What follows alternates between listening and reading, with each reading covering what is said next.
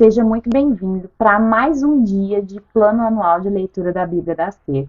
E hoje nós continuamos com o capítulo 9 e o capítulo 10 de Romanos. Capítulo 9, Paulo vai falar sobre a gente não ser aquele cristão igual o judeu de antigamente, ou o judeu que é ortodoxo, que ainda não crê em Jesus Cristo, que achava que só o fato de ser descendência de Abraão já o tornaria salvo. Já era parte da promessa, estava tudo certo. Não. Paulo vai dizer que nem todo descendente de sangue, na verdade, é descendente de Abraão, uma vez que é necessário crer na promessa para vivermos a descendência espiritual de Abraão. E é essa descendência que nos torna, de fato, filhos de Deus. Mas a gente depende de Abraão? Não! Abraão só veio para nos mostrar que Deus estabelece vida em nós quando nós cremos nele, somente nele. E então, ainda no capítulo 9 de Romanos, nós vamos ver que muitas pessoas se validam não só desse texto, mas de muitos outros textos para falar sobre a predestinação. E de fato, Paulo fala bastante sobre a predestinação. Mas não a predestinação que João Calvino concluiu nas suas Institutas. E não vamos trazer aqui uma crítica a João Calvino, não, porque eu acredito que ele foi muito longe diante de tão recente estudo e poucas outras pessoas que puderam falar.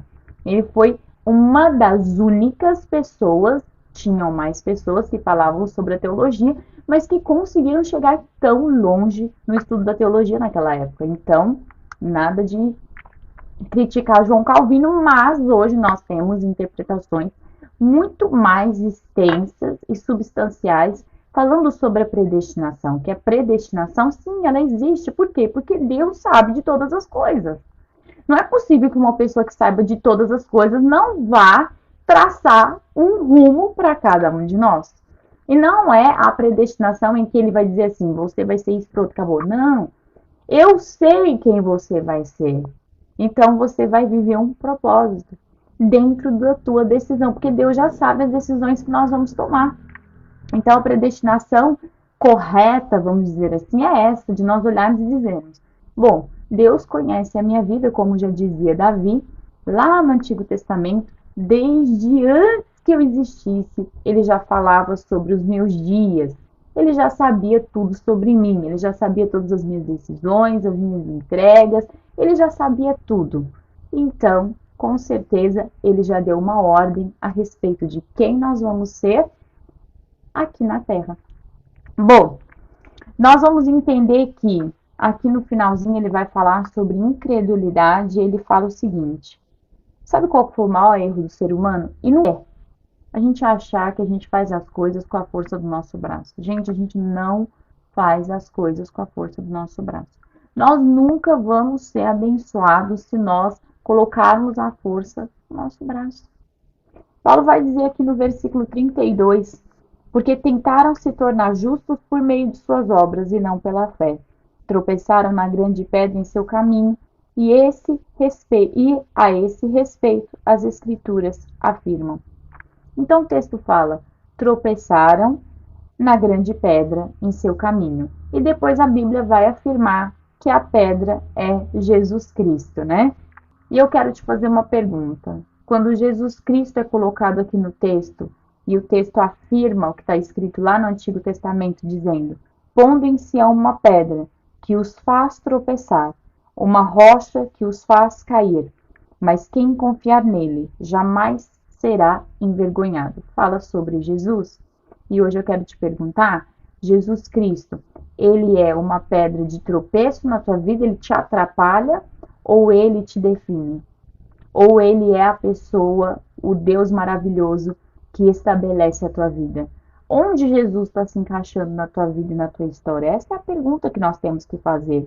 E no capítulo 10, nós vamos entender que a salvação do Senhor, ela acontece pelo ouvir. A fé, ela precisa encontrar uma palavra de Deus para ela se respaldar. E Paulo diz: como as pessoas vão ouvir se não tem quem pregue? Ele vai dizer o seguinte assim: como que pode, né? Uma coisa chama a outra. Você vai ter que declarar que você está salvo, que você crê em Deus, mas para isso acontecer, alguém tem que pregar. E quão formosos são os pés daqueles que anunciam a palavra do Senhor. Quão preciosos somos nós que estamos anunciando a palavra de Deus, porque com certeza essa semente aqui de agora, desse vídeo, está sendo implantada em alguns corações. E esses corações vão se render de forma verdadeira e genuína para Deus. E isso é poder e autoridade para todo mundo que crê, e eu creio nisso.